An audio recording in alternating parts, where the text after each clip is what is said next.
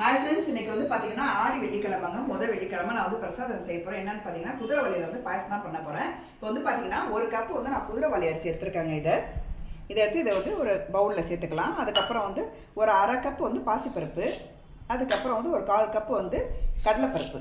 இது மூணுத்தையும் நம்ம நல்லா வாஷ் பண்ணிக்கலாம். நல்லா வாஷ் பண்ணிவிட்டு அதுக்கப்புறம் இதை வந்து ஒரு 10 நிமிஷம் ஊற வச்சா போதுங்க. ஊற வச்சதுக்கப்புறம் நம்ம குக்கரில் வேக வச்சு எடுத்ததுக்கப்புறம் நம்ம பாயசம் ரெடி பண்ணிக்கலாம். இப்போ வந்து பார்த்திங்கன்னா இதை நல்லா நான் கழுவிட்டு இதை நான் வந்து ஊற வச்சிடறேன். நான் இப்போ வந்து பார்த்திங்கன்னா நல்லா 10 நிமிஷம் ஊறிடுச்சுங்க. குதிரைவாளி அரிசி, அதுக்கப்புறம் வந்து பார்த்திங்கன்னா கடலைப்பருப்பு, பாசிப்பருப்பு, இதை நம்ம குக்கரில் சேர்த்துடலாம். நான் வந்து அப்படியே குக்கரில் ஊற்றிக்கிறேன். நான் மிச்சம் இருக்கிற தண்ணியை கலந்து நம்ம ஊற்றிடலாம். ஊற்றிட்டோம்னா அதுக்கப்புறம் வந்து அடுப்பை நான் வந்து ஆன் பண்ணிக்கிறேன். ஓகேங்களா? இப்போ வந்து நல்லா மிக்ஸ் ஆகிடுச்சு. இதை வந்து நம்ம வந்து மூடி போட்டு மூடலாம். அதுக்கு முன்னாடி நான் ஒரு டிப்ஸு சொல்கிறேன். இப்போ நம்ம பருப்பு வைக்கும் போதோ சாதம் வைக்கும் போதோ இந்த மாதிரி சிறுதானியங்கள் வேக வைக்கும் போதோ நம்ம உள்ளார ஒரு ஸ்பூனை போட்டு, இப்போ வந்து பார்த்தீங்கன்னா நான் உள்ளார ஸ்பூன் போட்டாங்க. நம்ம வந்து உடனே வந்து குக்கரை மூடிடக்கூடாது. இந்த தண்ணி நல்லா கொதிச்சதுக்கப்புறம் நம்ம குக்கரை மூடணும். அதே மாதிரி பார்த்தீங்கன்னா வெயிட்டு வந்து உடனே போட்டக்கூடாதுங்க. அந்த ஆவி வெளியில் வந்ததுக்கப்புறம் தான் வெயிட்டு போடணும். சப்போஸ் நீங்கள் வெயிட்டு முன்னாடியே போட்டிங்கன்னா ஏதாவது அடைப்பு இருந்துச்சுன்னா நமக்கு ரொம்ப ரிஸ்க், குக்கர் வெடிக்கிறதுக்கு வாய்ப்பு இருக்குது. ஓகேங்களா? அதனால என்றைக்குமே ஆவி வந்ததுக்கப்புறம் தான், நீங்கள் ப்ரெஷர் வந்ததுக்கப்புறம் தான் வெயிட்டு போடணும்.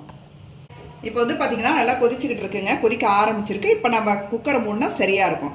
இப்போ நான் குக்கரை மூடிக்கிறேன். நம்ம குக்கரில் வேக வச்சுருந்த குதிரைவாளி அரிசி, பாசிப்பருப்பு, கடலைப்பருப்பு நல்லா வெந்துருச்சுங்க. இப்போ எடுத்து நான் தனியாக ஒரு பாத்திரத்தில் எடுத்து வச்சுருக்கேன். இப்போ வந்து நான் கடாயை வச்சுருக்கேன் அடுப்பில். இதில் வந்து நம்ம நெய் சேர்த்துக்கலாம். ஒரு 2 ஸ்பூன் நெய் சேர்த்துக்கிறேன். இது நல்லா மெல்ட் ஆகட்டும். முந்திரி பருப்பு எடுத்து வச்சுருக்கேன், நான் அதையே ஆட் பண்ணிக்கிறேங்க. இப்போ அதுக்கப்புறம் திராட்சை போட்டுக்கலாம், காஞ்ச திராட்சை. இது வந்து பார்த்திங்கன்னா வறுத்த முந்திரி பருப்பு தாங்க, அதனால் கலர் அப்படி இருக்குது. இப்போ நம்ம வந்து குதிரைவாளி அரிசியை நம்ம இதோட சேர்த்துடலாம். கொஞ்சம் தண்ணி சேர்த்துக்கிறாங்க. நெய் வாசம் நல்லா கம்மன்னு இருக்குது. நெய் எந்த அளவுக்கு சேர்க்குறோமோ அந்த அளவுக்கு பாயாசம் சூப்பராக இருக்கும். இப்போ முந்திரி பருப்பு, திராட்சை போட்டாச்சு. அடுத்தது பார்த்திங்கன்னா ஏலக்காய் சேர்க்குறேன். ஏலக்காய் 2 ஏலக்காய் தட்டி போட்டுருக்காங்க. அந்த ஏலக்காய் சேர்த்துக்குவோம். ஏலக்காய் வாசனையோட, முந்திரி பருப்பு, நெய் வாசனையோட இந்த பாயாசம் அவ்வளோ அருமையாக இருக்கும். சிறுதானிய பாயசம் குதிரைவாளியில் செய்கிறதுங்க, அவ்வளோ சூப்பராக இருக்கும். நீங்களும் ட்ரை பண்ணி பாருங்கள். இப்போ வந்து பார்த்திங்கன்னா 1 டம்ளர் பால் எடுத்து வச்சுருக்காங்க. இந்த பாலை வந்து நம்ம பாயசத்தோட மிக்ஸ் பண்ணிக்கலாம். நல்லா திக்கான பாலுங்க, தண்ணி ஊற்றாத பால் காய்ச்சி வச்சுருக்கேன். ஒரு சிட்டிக்கு வந்து உப்பு சேர்த்துக்கிறேன். என்றைக்குமே ஸ்வீட்டில் வந்து உப்பு சேர்த்திங்கன்னா அந்த ஸ்வீட்டோட அளவு நல்லா தூக்கி காட்டும். நமக்கு வந்து ரொம்ப டேஸ்ட்டாக இருக்கும் உப்பு சேர்க்கும் போது. இப்போ நமக்கு நல்லா கொதிச்சிருச்சுங்க. இப்போ வந்து நம்ம என்ன பண்ணலாம், 1 கப் நாட்டு சர்க்கரை நான் சேர்த்துக்கிறேன். உங்களுக்கு ஸ்வீட்டை பொறுத்துங்க. லைட்டாக ஸ்வீட் வேணால் கம்மியாக சேர்த்துங்க. நல்லா ஸ்வீட்டாக சாப்பிட்னா இன்னும் 1 கப் கூட சேர்த்துக்கலாம். இப்போ டேஸ்ட் பண்ணி பார்த்துடலாம்.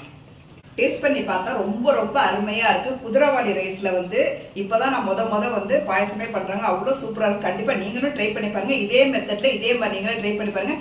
கண்டிப்பாக நீங்கள் அடிக்கடி செய்வீங்க. அந்தளவுக்கு செம்ம டேஸ்ட்டாக இருக்குது குதிரைவாளியில் செய்யக்கூடிய பாயசம். இன்றைக்கி ஆடி வெள்ளிக்கிழமை, முதல் வெள்ளிக்கிழமை நான் அம்மனுக்கு படைக்கிறதுக்காக இந்த பாயசம் செய்கிறேன். நான் இப்போ சூடாக பாயசத்தை ஒரு கிண்ணத்தில் நான் எடுத்துருக்கேங்க. இதை நான் டேஸ்ட் பண்ணி பார்க்குறேன். நான் நல்லா சூடாக இருக்குது.